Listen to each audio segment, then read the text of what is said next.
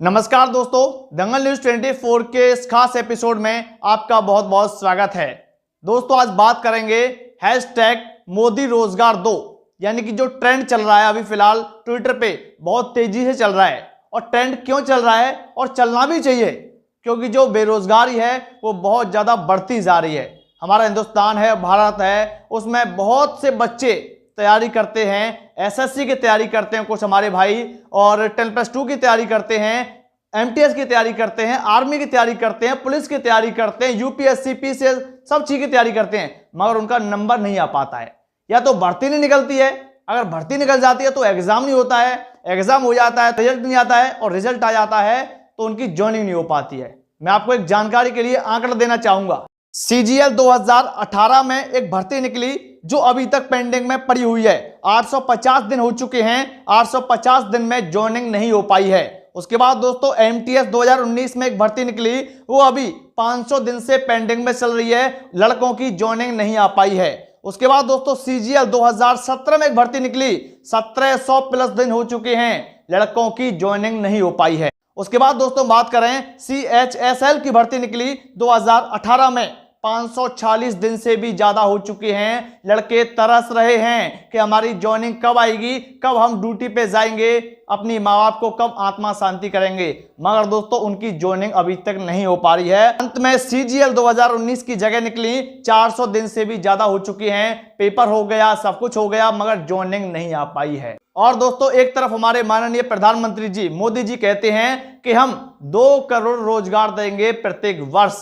दोस्तों उनकी सच्चाई क्या है अब देखिए। जब वो सरकार में नहीं थे तो क्या बातें करते थे, लंबी लंबी बातें करते थे। उन्होंने एक वीडियो में कहा है कि यूपीए की जो सरकार है, कांग्रेस की सरकार है, उसने वादा किया था कि 1 करोड़ रोजगार प्रति वर्ष हम देंगे, मगर वो वादा पूरा नहीं कर पा रहे हैं। क्या दोस्तों मोदी जी से आप सवाल पूछिए, क्या वो पूरा कर पा रहे हैं कि नहीं कर पा रहे हैं? सबसे बड़ा सवाल है। पहले आप मोदी जी की वो खुद वीडियो देखिए। देश के नौजवान रोजगार के लिए लालायित हैं, दिल्ली की सरकार रोजगार देने में विफल गई है। उन्होंने वादा किया था, चुनाव मैनिफेस्टो निकाल दीजिए, उन्होंने कहा था कि दिल्ली में हमारी सरकार बनेगी तो हम 1 करोड़ नौजवानों को रोजगार देंगे। 1 करोड़ नौजवानों को। मैं हिंदुस्तान में जाकर के हर कोने में पूछता हूं, कोई नौजवान है मुझे बताएं कि दिल्ली की सरकार ने रोजगार दिया है? हिंदुस्तान में कोई नौजवान नहीं मिल रहा जो कहता हो कि दिल्ली की सरकार ने उनको रोजगार दिया है।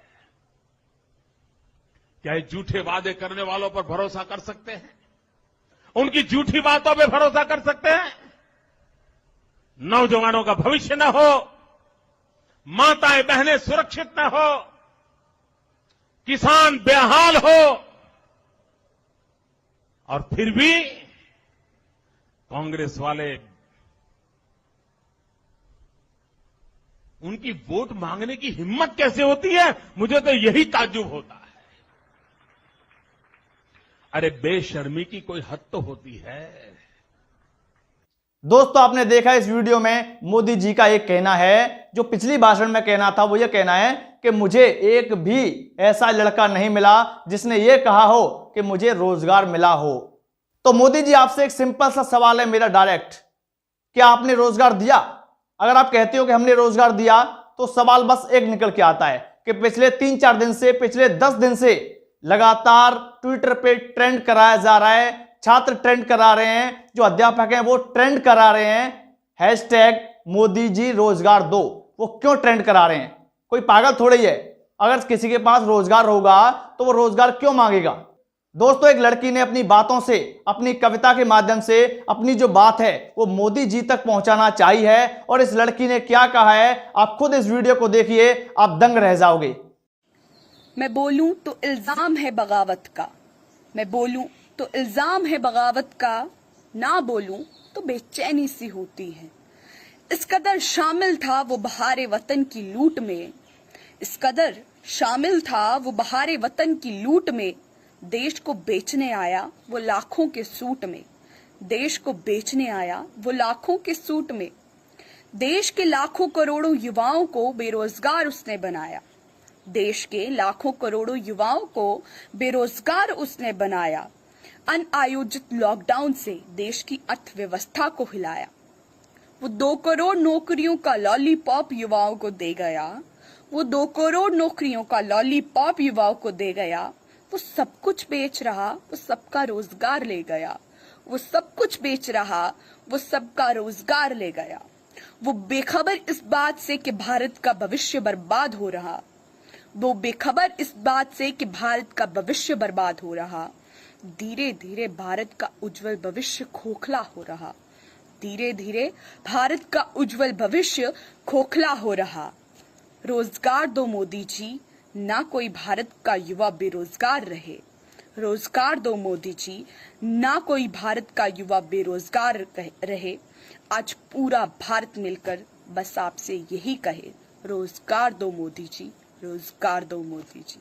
धन्यवाद। दोस्तों, आपने देखा इस लड़की ने क्या कहा। लाखों के सूट की बात कही इस लड़की ने इस वीडियो में। तो बिल्कुल बात करेक्ट है कि नहीं है, ये तो आप लोग ही बता सकते हो नीचे कमेंट बॉक्स में। फिलहाल दोस्तों, एक लड़का है, उसने एक कविता के माध्यम से मोदी जी को लोग बाग स्टूडेंट हर तरीके से जगाने की प्रयास कर रहे हैं कि मोदी जी हमारी बात सुनिए, हम बेरोजगार घूम रहे हैं और वो दिन भी अब दूर नहीं है जब लोग बाग बेरोजगारी का पट्टा डाल के गले में घूमा करेंगे। तो एक हमारे भाई ने कविता के माध्यम से उस चीज को बताया है, जो वो उस पर बीती है, उस चीज को उसने बताया है। तो चलिए मैं आपको बताता हूं कि उसने क्या बताया है।